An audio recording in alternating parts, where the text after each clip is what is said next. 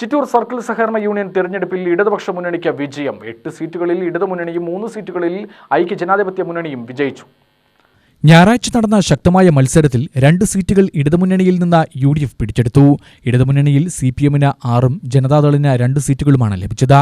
കാർഷിക വായ്പാ സഹകരണ സംഘം ഭരണസമിതി അംഗങ്ങളിൽ നിന്ന് Mohan S. Vinod Babu, R. Surendran LDF, R. Sadanandan UDF, പ്രാഥമിക കാർഷിക വായ്പാ സംഘം ഒഴികെയുള്ള മറ്റു വായ്പാ സംഘങ്ങളുടെ ഭരണസമിതി അംഗങ്ങളിൽ നിന്ന് N. രവീന്ദ്രൻ LDF, ക്ഷീര മത്സ്യ സഹകരണ സംഘം ഭരണസമിതി അംഗങ്ങളിൽ നിന്ന് K. സുരേഷ് LDF, പ്രാഥമിക കാർഷിക വായ്പാ സഹകരണ സംഘം ജീവനക്കാരിൽ നിന്ന് PK രതീഷ് UDF, വനിതാ ഭരണസമിതി അംഗങ്ങളിൽ നിന്ന് ശ്രീജ LDF, പട്ടികജാതി പട്ടികവർഗ ഭരണസമിതി അംഗങ്ങളിൽ നിന്ന് N. മോഹൻദാസ് LDF എന്നിവരാണ് വിജയിച്ചത്.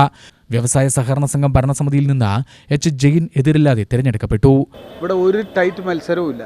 ഞങ്ങളുടെ ഒരാൾ എതിരില്ലാതെ തിരഞ്ഞെടുക്കുകയും ചെയ്തു. വ്യവസായ വകുപ്പിൽ 2 ആൾ, 2-ൽ 1 തിരഞ്ഞെടുത്തു. UTV news, Palakkad.